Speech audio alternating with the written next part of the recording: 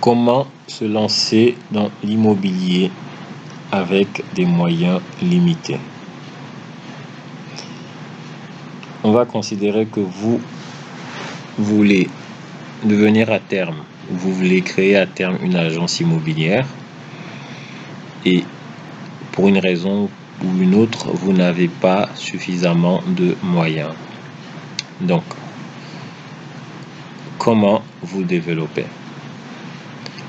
Premièrement, vous allez travailler sur votre stratégie. La stratégie sera laquelle? La stratégie, ce sera donc de vous mettre en tant qu'intermédiaire avec des agences immobilières ou sans.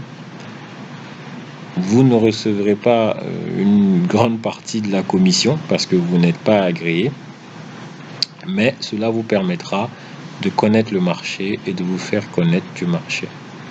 Premier élément de stratégie. Deuxième élément de stratégie, il va falloir faire un ciblage. Donc, si vous pensez vous enrichir rapidement, vous concentrer sur les grosses transactions,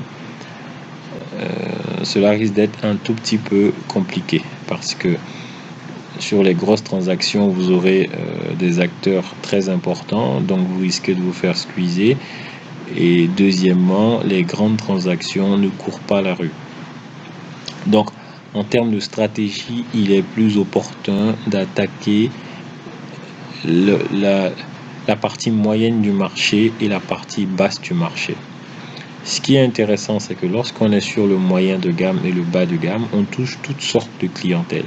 Si vous êtes sur le bas de gamme, vous touchez la clientèle bas de gamme, vous touchez la clientèle moyen de gamme, vous touchez la clientèle haut de gamme. Alors que si vous êtes sur le haut de gamme, vous ne touchez qu'une partie de la clientèle. Deuxième avantage du moyen et du bas de gamme, c'est que vous avez des transactions régulières. Donc, vous avez de l'activité. Cela vous permet de vous faire connaître et d'empocher des petites sommes. Donc, ça, c'était en termes de stratégie. Peut-être troisième élément également de stratégie, vous pouvez... parce que vous avez sur ce marché-là, vous avez la partie transaction. Donc, vous avez une transaction achat-vente de terrain ou achat-vente de biens déjà bâtis. Ce qu'on vous conseille pour pouvoir tirer votre épingle du jeu en tant que débutant, c'est de travailler sur les locations également. En travaillant sur les locations, certes, vous n'allez pas gagner beaucoup d'argent, mais vous avez beaucoup plus de transactions sur la location. Un ménage moyen va avoir dans sa vie 2 transactions, mais 3, 4 à 5 locations. Donc, cela vous fait beaucoup plus d'activité.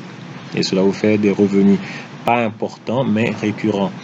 Encore mieux, en termes de stratégie, vous pouvez également travailler sur les locations meublées.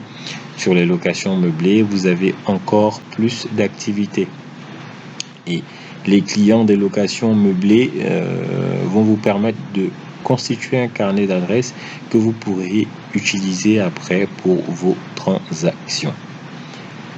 Donc voilà quelques pistes qu'on vous donne pour vous lancer en tant qu'agent immobilier lorsque vous avez des moyens limités. Merci et bon courage.